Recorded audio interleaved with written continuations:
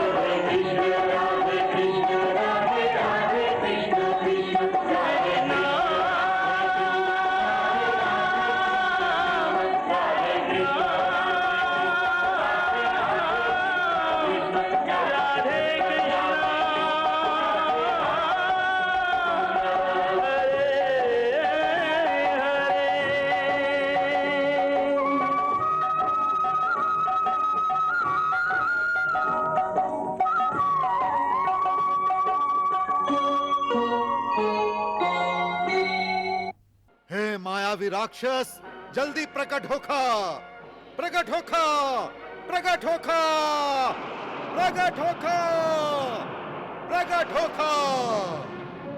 तो आ गईला मायावी। हाँ सुरेश्वर, आप हमके काहे स्मरण कैली? एह बार तो के खाली एगो नवजात शिशु के हरण करे के बाद।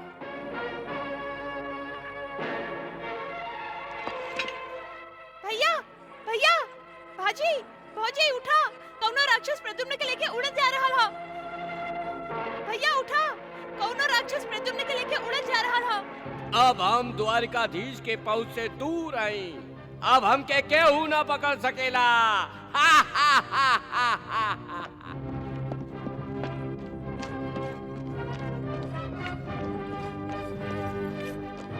रुक जा केशव, ये छोट सा काम हमके कर ले बेदा केशव।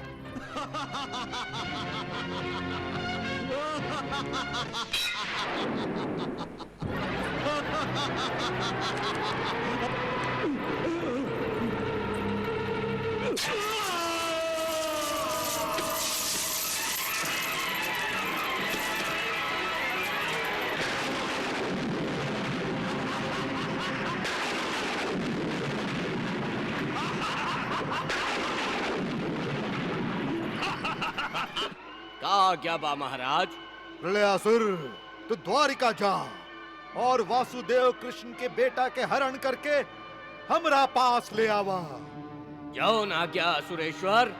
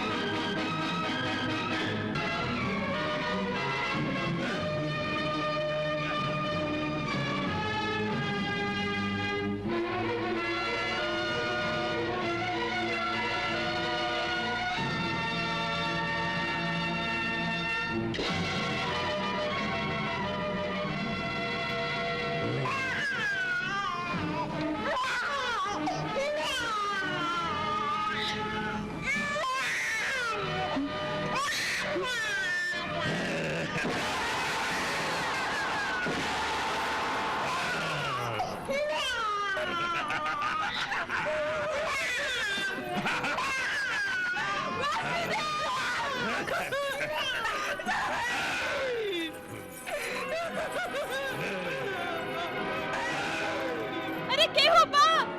वासुदेव देखी हमार बेटा के कौनो राक्षस उठा के ले जा रहल बा। दाऊ भैया, दाऊ भैया, हमार प्रद्युम्न के ले जा रहल बा। प्रद्युम्न के? हमार प्रद्युम्न के ले जा रहल बा। दीदी का भइल दीदी? का भइल? वो राक्षस प्रद्युम्न के उठा के ले जा रहल बा। अरे हमार लइका, हमार बच्चा।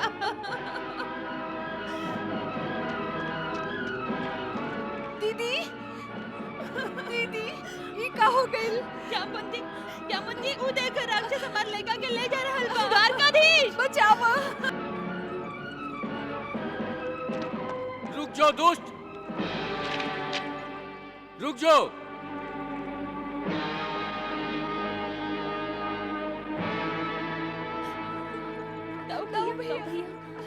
दाऊ भैया, हमार लइका।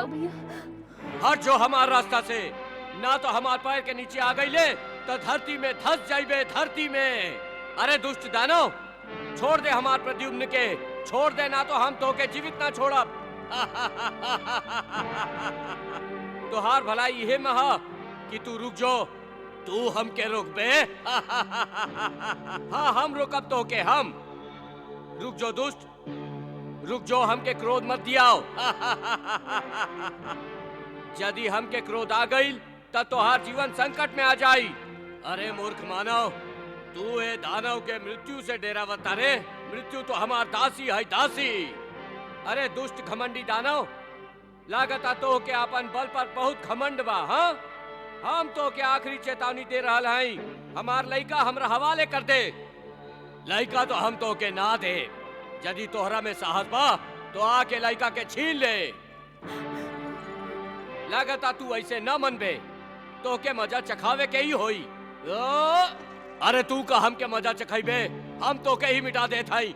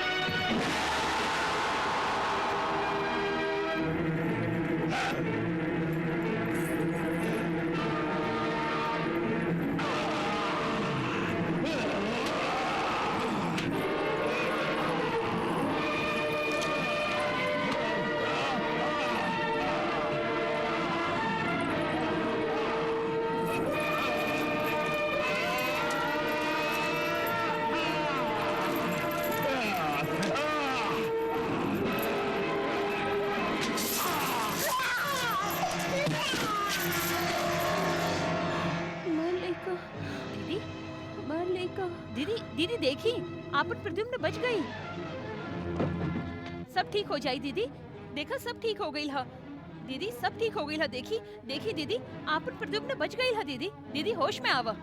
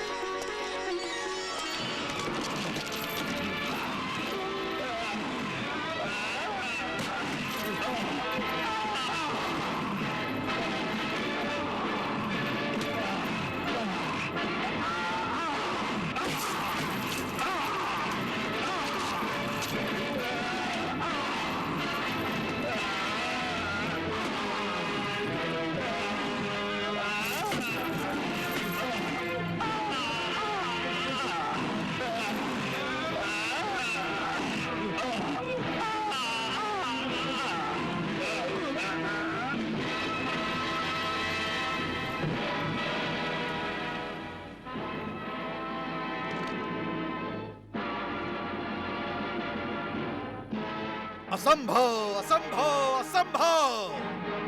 ये तू का कहा तारू मायावती? वो गोला लोग हमार दूसर मायावी राक्षस के भी नाश कर देलन। हम उ लोग के जीवित ना छोड़ब। आह! आह!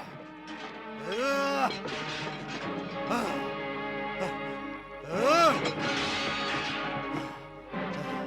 ई का दैत्यराज, आप अपन क्रोध ई निर्जीव वस्तुओं पर नष्ट कर रहा हैं। त का करी मायावती?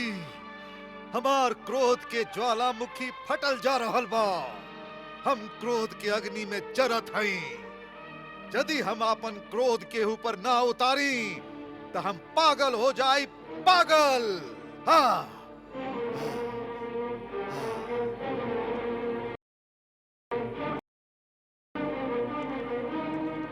वो कहला शत्रु सब हमार दू गो मायावी राक्षसन के नाश कर देलास। हाँ, नाश कर देलास। हमरा से बहुत बड़ भूल हो गई है नाथ।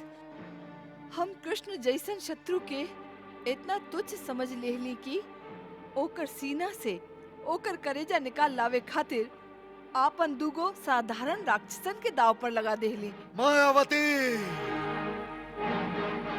वो साधारण राक्षस न रहन। वो हमार सबसे शक्तिमान और मायावी राक्षस रहन।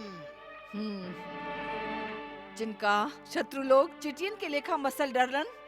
मायावती, नाथ, आप समझे की कोशिश करी कि आपके सबसे शक्तिशाली, विशाल और विराट राक्षस भी कृष्ण के बराबरी ना कर सकेला। बाकी काहे मायावती? ऐसे कि आपके सगरे राक्षस आपके दास बाड़न और दास कबो स्वामी के बराबरी ना कर सकेलन। मतलब ई कि आपन बेटा के मृत्यु के जे घाव आपके हृदय पर लागल है, जैसे आप बुरा तरह तड़प रहल हैं, ऊ तड़प और तड़पन के ऊ शक्ति कौनो भी दास राक्षस में ना हो सकेला, चाहे वो कितना ही शक्तिमान काहे ना होके। पुत्र वियोग के एक घाव के कारण आपके क्रोध के अनंत शक्ति प्राप्त भइल है और आप हैं नाथ के शक्ति के इन निर्जीव वस्तुओं पर नष्ट कर रहल हैं। हम का करती मायावती? मायावी और प्रलयासुर के हत्या करके वो ग्वाला सब हमार क्रोध के अग्नि कुंड में घी छिड़के के काम कैले बा, जैसे हमार क्रोध और भी बढ़ गइल बा। मतलब आपकी शक्ति और भी बढ़ गई है। इस शक्ति के दुरुपयोग मत करी। आपन क्रोध के सही दिशा दी ही ए राजमहल से बाहर निकली महाराज। काहे कि बुद्धिमान शत्रु स्वयं चल के चरणन में ना आवेलन। सांप के मारे खातिर ओकर बिल में हाथ डाले के पड़ेला। तो ठीक कहता रो मायावती। आज तू हमार क्रोध के सही दिशा दिले हो। कृष्ण जैसन मायावी शत्रु के सामना हमार मायावी दानव ना कर सकेलन।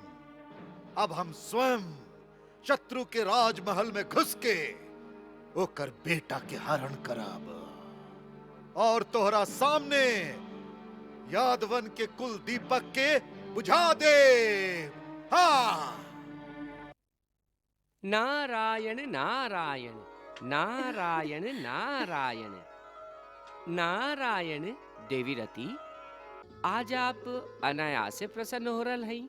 आपके उदास मन में अचानक प्रसन्नता के फूल कैसे खिल गई? खुशी के ही तो बात है। ओ देखिए देवऋषि,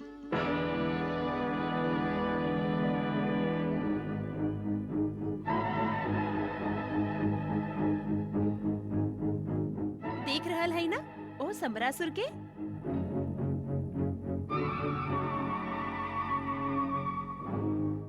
बहुत नादान है। भगवान श्री कृष्ण से फिर से टक्कर ले भी जा रहल है। आपन बेटा खोके भी अक्कल ना आइल। मायावी राक्षस और प्रलयासुर के मृत्यु के बाद भी साहस खत्म ना भइल ओकर और अब स्वयं प्रद्युम्न के हरण के मूर्खता प्रदर्शित करे जा रहल ह। बाकी ओकरा भी द्वारिका से मुंह के खा के उल्टे पैर ही लौटे के पड़ी। नारायण नारायण।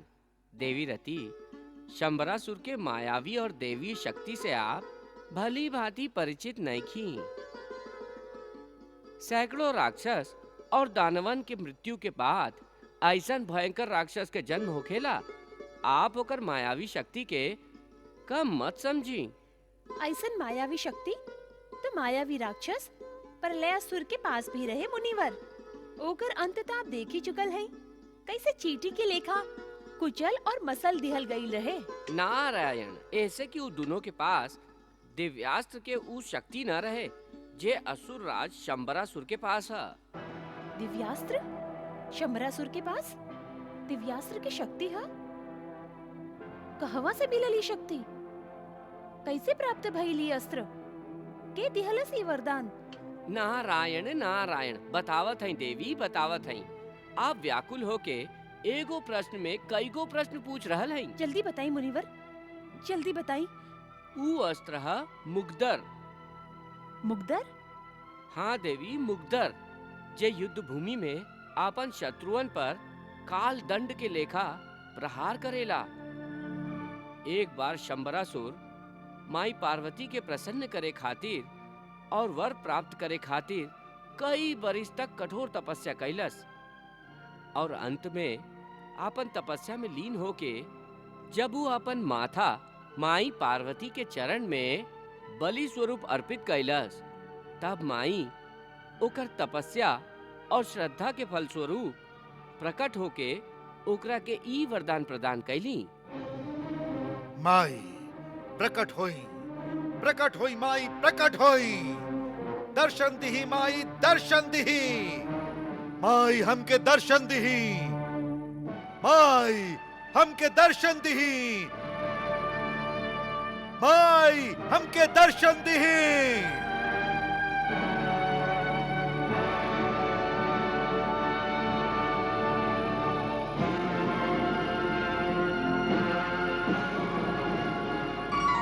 रुक जा बेटा, रुक जा।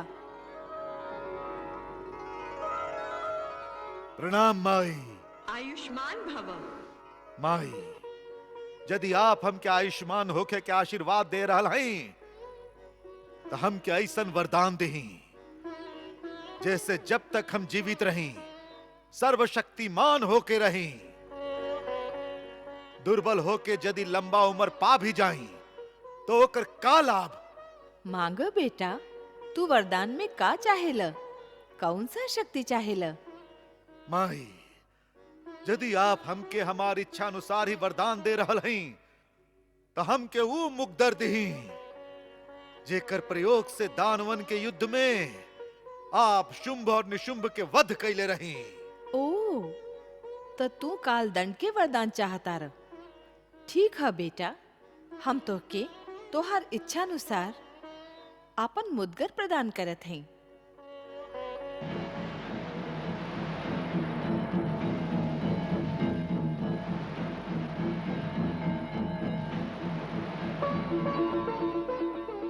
ए काल दंड के प्रयोग जेकरा पर करब, ऊ चाहे जितना भी शक्तिशाली होखे, एकर वार से जीवित ना रह सकी।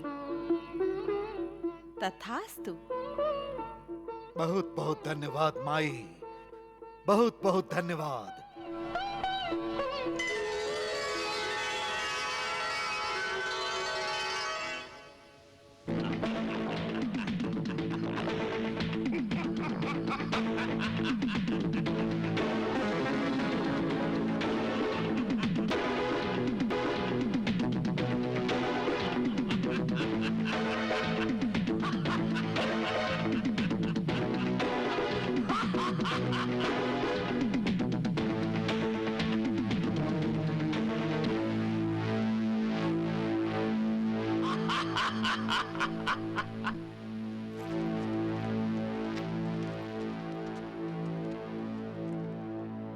शायद ओकरा हमार माया के बारे में मालूम नहीं खे। शमरासुर के त्रिलोक के कड़ा से कड़ा पहरा भी न रोक सकेला।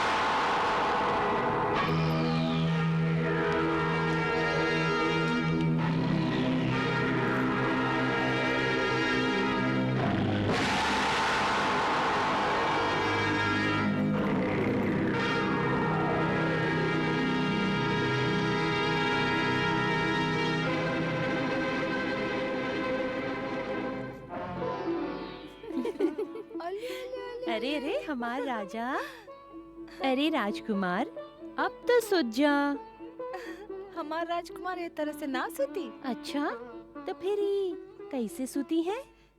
एक रात तो वासुदेव के मुरली सुन के सुते के आदत है। हाँ, बाकी वासुदेव ए समय कहवा मुरली बजावत है। वासुदेव स्वयं मुरली नहीं खन बजावत तका भइल। बाकी प्रद्युम्न के माई लोग लोरी सुना के तो ओकरा सुता सकत हैं। हाँ दीदी, पहले आप शुरू करें। हम? हाँ दीदी। हाँ दीदी। हाँ।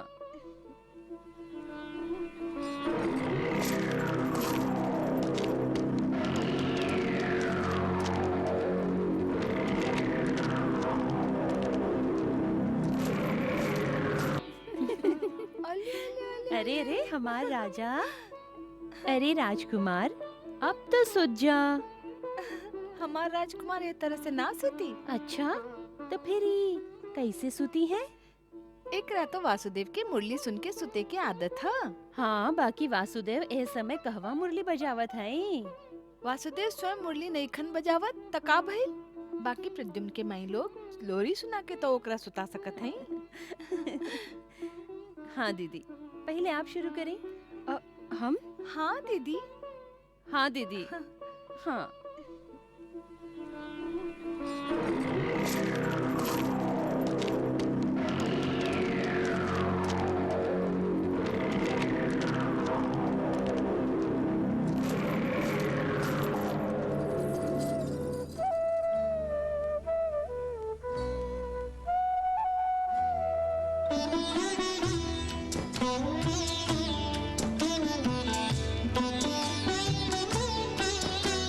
सो जा लल्ला सो जा।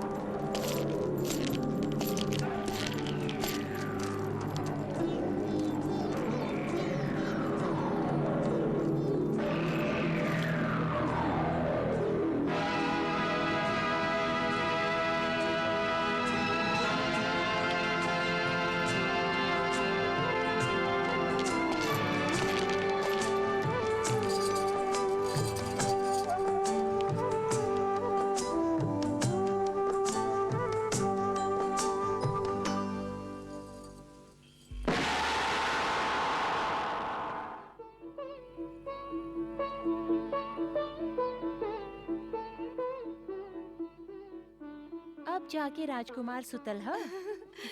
दीदी हाँ? कल हम प्रद्युम्न के नेहाइब हाँ। और दीदी कल हम ओकर पूरा दिन देखभाल करब। अरे रात के हम प्रद्युम्न के अपन कक्ष में ले जाए। अरे तू दोनों ही प्रद्युम्न के इतना देखभाल करबू तो फिर हम का करब? दीदी आप खाली आराम करब हाँ। राजकुमार सुत रहल ह। अच्छा दीदी, अब हम लोग अपन कक्ष में जाते हैं। चला।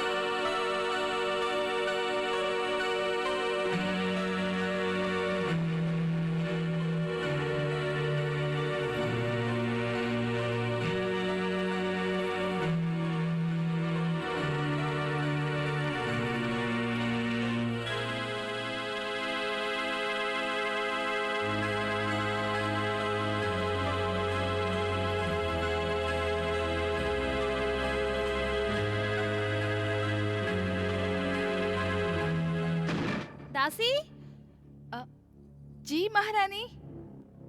थोड़ी का ये दीपदान की ज्योति कम कर दा। जय आज्ञा महारानी।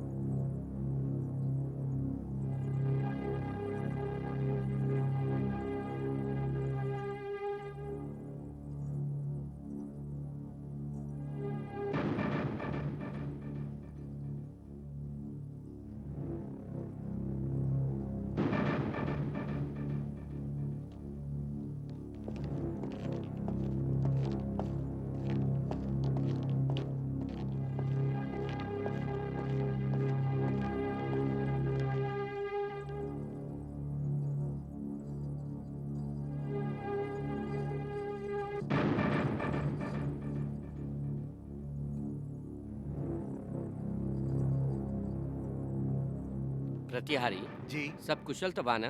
जी स्वामी।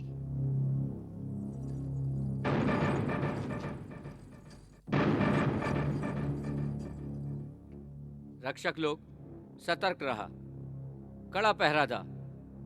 रानी लोग के कक्ष पर कड़ा नजर रखिए। जी स्वामी।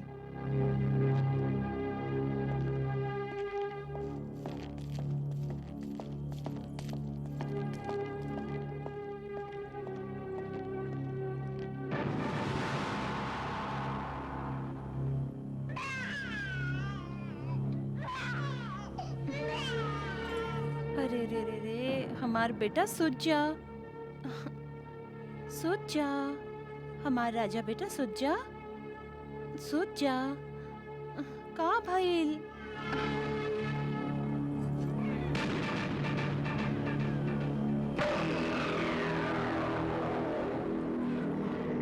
सुत जा, चुप हो जा। ये तो चुप पे ना हो रहल हो। हाँ, चुप हो जा बेटा।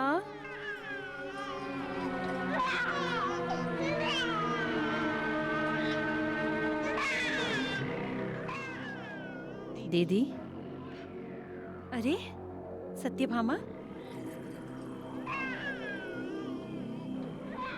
अरे अंदर आवा ना, वहाँ काहे ठाड़ा हो? अरे आवा ना। ई देखो, देखो तोहार लाडला प्रद्युम्न सुते के नाम ही ना ले रहल ह। हमके त लागता कि शायद एकरा तोहरा पासी सुते के ह।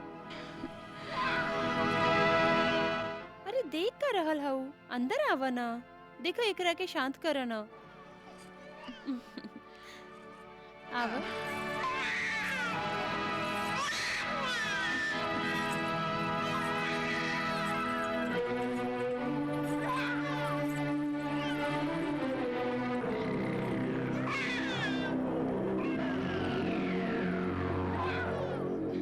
अरे देख का रहल हऊ, एकरा के शांत करा। उठावे एकरा के गोदी में।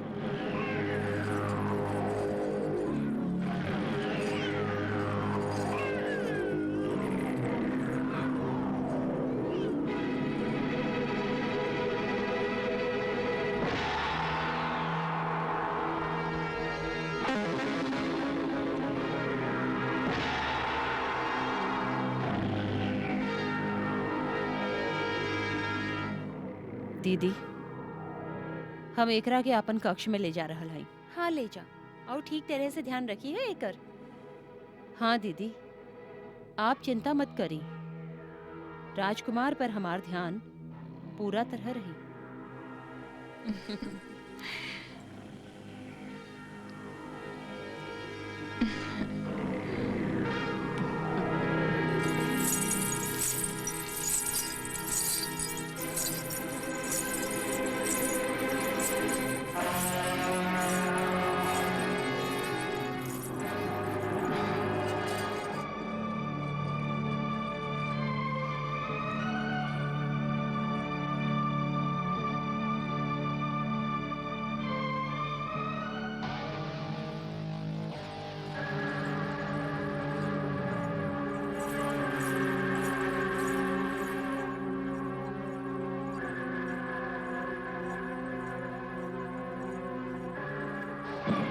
सत्यभामा, लागता आज के दिन शुभ नहीं खे। प्रद्युम्न के लेके कहवा जा रहा हो? अपन कक्ष में। आपन कक्ष में? प्रद्युम्न तोहरा पास चैन से ना सूती। जा ओकरा रुक्मणी के कक्ष में पहुंचा दा। बाकी दो भैया। बहस काहे कर रहा हो सत्यभामा? हम कह रहा है ना, प्रद्युम्न तोहरा पास चैन से ना सूती। तू ओकरा रुक्मणी के कक्ष में दे आवा। वैसे भी रात बहुत हो चुकल है, तू हो अपन कक्ष में जाके आराम करा। जा।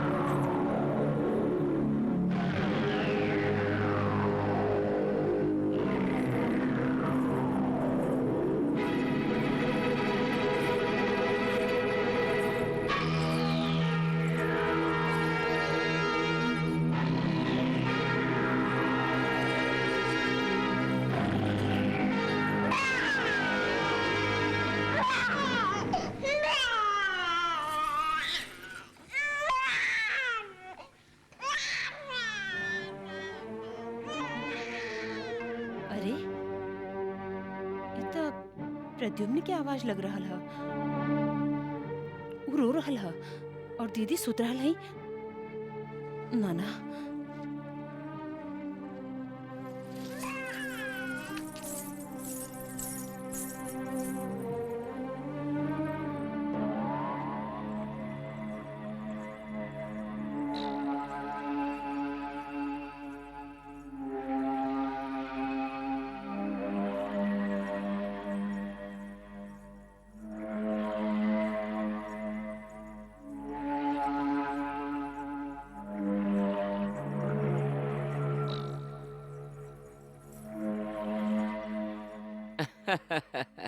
सत्यभामा, देख लेहलू माई के प्रभाव। लइका अपन माई के पास जैते ही शांत हो गई ना।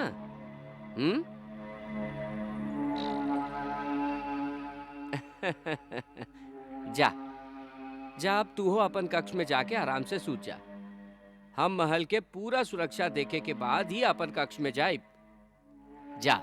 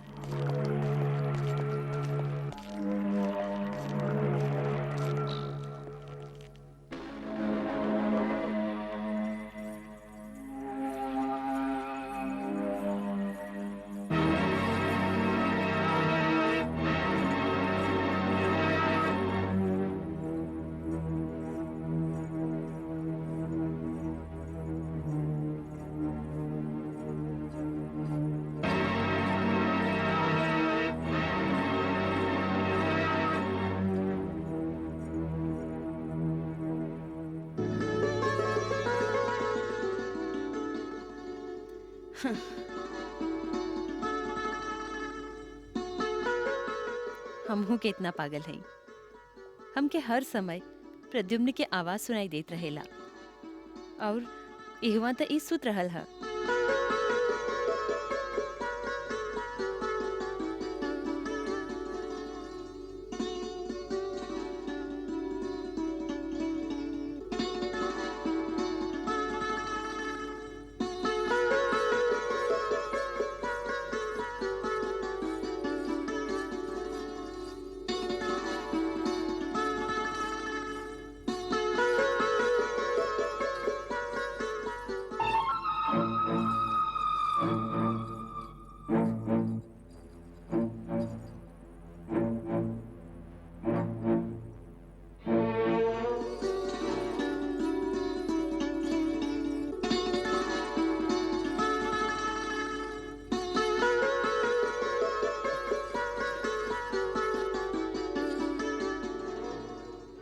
अब हम अपन कक्ष में जा रहल हई। यदि कोनो भी तरह के खतरा नजर आए तो हमके तुरंत सूचना दिहा। जय आज्ञा। आज्ञा।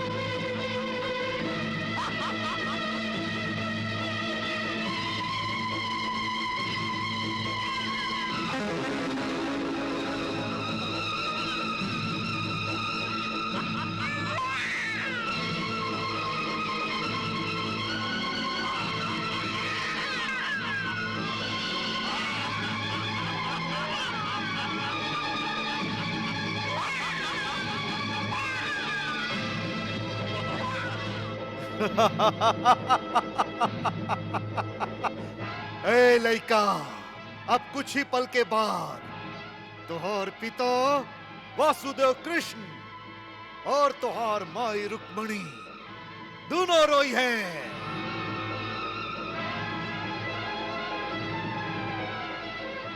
पुत्र वियोग के दुख अपन आत्मा के कितना गहरा चोट पहुंचावेला, एह बात के एहसास उ दोनों के होई।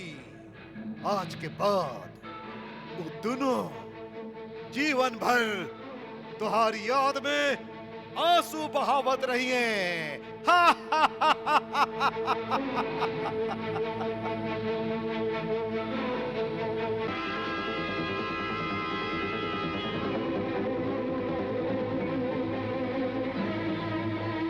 अरे त्रिलोक के सगरे प्राणी लोग, हम शंबरासुर अब अपन प्रतिज्ञा पूरा करे जा रहल हई।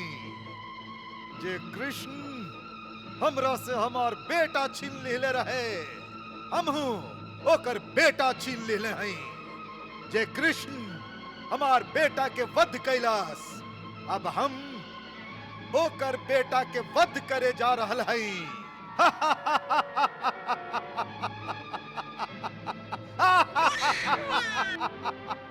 नारायण नारायण नारायण नारायण। असुरेश्वर, ये आप का करे जा रहल हई? हम अपन शत्रु के नष्ट करे जा रहल हई देवर्षि। शत्रु और ये लइका? नारायण नारायण।